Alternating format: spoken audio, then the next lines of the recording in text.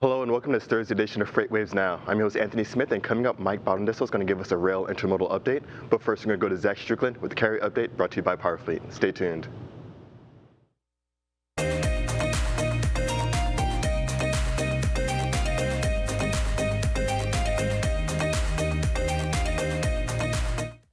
Everyone, and welcome to this Thursday edition of your Carrier Update brought to you by PowerFleet. I'm Zach Strickland, and we have finally crossed over our year-over-year comps for volumes for the first time since about April 7th, way back here when we were falling down out of the the big peak that we saw in March. So this is our year-over-year change in the outbound tender volume index, and out there, that number, 3.36%, indicates that we are 3.36% higher than we were this time, on this date, this time last year. Now, don't get too excited because last year's comps were pretty soft.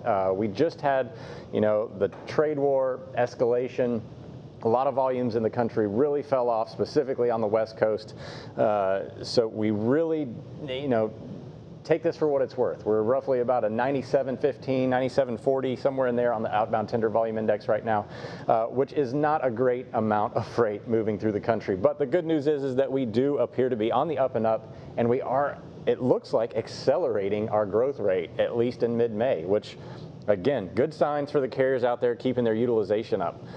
I wanted to point out, this is the diesel volumes. So diesel volumes are something that a lot of people use as a proxy for, freight volumes, because one of the most utilized forms of diesel is, of course, Class 8 trucks. About 70 to 80% of the diesel volume is driven by Class 8 truck usage of it. So the one thing that this has different than the outbound tender volume index, however, is the fact that it includes length of haul in it to an extent, because the longer you drive, the more diesel consumption, whereas we were counting mainly shipments in the outbound tender volume index. Now we have this added dimension of length of haul and diesel consumption. So take that for what it's worth. But we do see a similar pattern in diesel volumes right now as we trothed out in April, and now we are climbing rapidly through early May. I always like to look at a couple of different indexes here, or a couple of different measures, to make sure that we are having a sanity check going on. If you watch Mike Vincent on freight forecasting, you'll hear that constantly.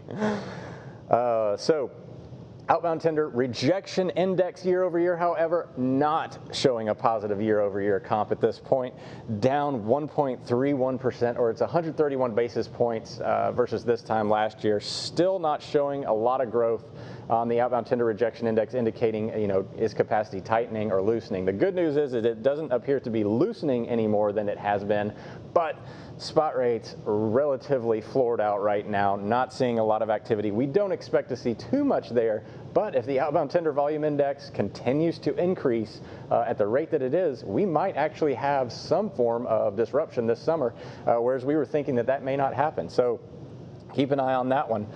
Where in the country right now are we seeing the most significant increase in volumes? Statistically speaking, this is where we pull out our volatility chart. Just to see anything in green here indicates statistically significant increases week over week in terms of volume. Right here, of course, we have our rejections. We're showing not a lot of change there, but a few of these markets I've got sorted by the biggest markets in the country by market share. Atlanta still reigns supreme here as the biggest single market in the United States, but we got Ontario, California out here showing a large increase in volumes right now, week over week. So this is a pretty important market to look at, considering a lot of the freight comes out of the ports there, as anybody that's been watching this has heard me say numerous times. So breaking down the Ontario market real fast, we're seeing van volumes really take off right now. So again, a lot of people are thinking this is the reefer time of year. We have seen some contraction in the reefer rejection rate, or I should say increase in the reefer rejection rate. So we're thinking produce and that type of movement, but reefer rejections are going up right now out of Ontario, but reefer volumes are not, however, going up on the contracted end specifically. So again, we are starting to see a little bit of tightness out here on both reefer and dry van, but van volumes, of course, driving the way. Moderate increase on volumes. Rejection rates are moving up 3.5%, well over the national average right now of 2.8. So Ontario is a good market to watch and operate out of right now if you're a carrier. And that'll do it for today's Carrier Update. The comprehensive logistics offerings from PowerFleet cover in-cab ELD, fleet management, trailer tracking, cargo monitoring, and tracking other assets such as chassis and intermodal containers. Power up your operations with PowerFleet.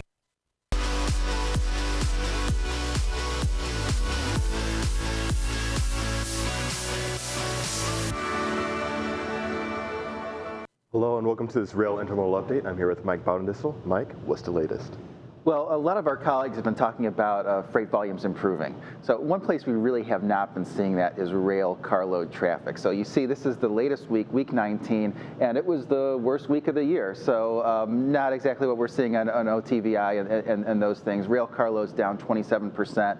Intermodal units down about 14%, so 20% lower in terms of total rail traffic, year over year. Sort of just for fun, we'll put this against if you can change the slide, we'll put it against the OTVI, and we just see it just how much of a contrast that is, where OTVI is rising, rail traffic is falling, and really you just have to sort of attribute that to the difference between what's moving on a truck and what's moving on a railroad and the rail carload traffic. Rail carload traffic includes a lot of items like construction materials, metals and minerals, forest products, those type of things that go into building houses, building cars, a lot of raw inputs that go into the industrial economy.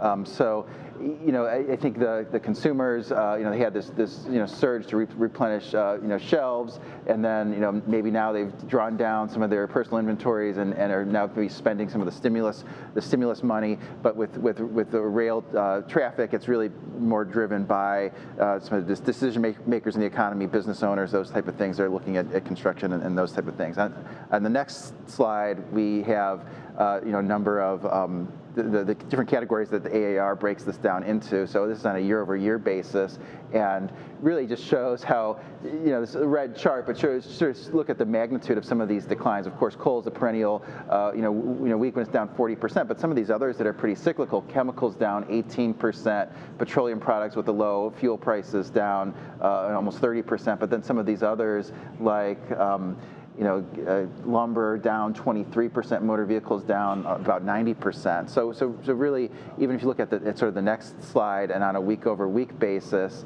not really seeing the big bounce that we have been seeing in the trucking volumes. These are just sort of mixed, and even the ones that are up tend to be some of the smaller components of the AAR carload. So most of the rails reported their worst week of the year in the past week in terms of volume. And so one of the things that you mentioned earlier is, of course, a lot of these are being driven, or volumes would be driven by the industrial sector, and that's been definitely one of the hardest hit industries that we've seen over the last few weeks or months. It was already a little bit on shaky footing when we're looking at the latter half of 2019, going into 2020.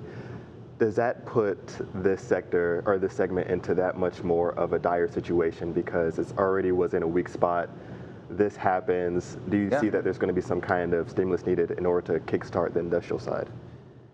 Yeah, I mean, I think the industrial side is definitely weak. I mean, I think that really there are just so many different components of that, and things like we're starting to see maybe the auto plants start to come back online, but you also wonder, is there going to be enough demand to pull through some of those bigger ticket items? And because with the industrial economy, I think of a lot of things like vehicle production and home construction and construction of offices and those type of things, and a lot of those things I think are really going to have a U-shaped or a Nike swoosh-shaped recovery. I don't think it's going to be a V-shaped recovery that you might see with some of the consumer products that can come back with stimulus and those things. Because I think a lot of construction projects, if they're half finished, they're going to be completed, but there's not going to be a lot of new starts. And so you bring up a good point there, is that the demand side has to be there, right? So it's one thing if the supply side's coming on. We've heard from our colleagues here about volumes coming back online. China getting active again, but it's only meaningful if there's actual demand for some of these goods that would go on these carloads, right? And so that's going to be a big part of it. Of course, again, like construction is going to be only if there's demand and people are in those positions for being able to purchase homes and really fuel those housing starts. And so that's really interesting to kind of take away and see how it's being impacting on the rail intermodal side. any expectations? I know you expect a little bit of a, not maybe a U-shaped or a Nike swoosh as you put it, expectations or a wild call that many might not be thinking about in the next 5 to 6 months?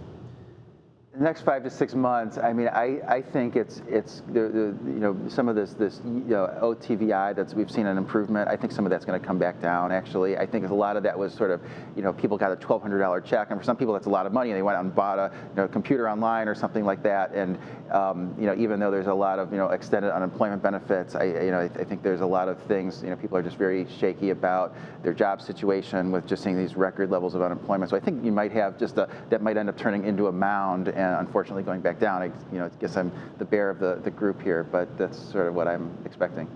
Excellent. Mike, thank you so much. Insightful as always. We appreciate your time here, and thank you so much for tuning in. That's going to do for this episode of FreightWaves Now, but the content doesn't stop here. We're always streaming around the clock, so check out our FreightWaves TV app and all your favorite streaming platforms, including Apple TV. Thank you so much for tuning in, and we'll see you on the next episode.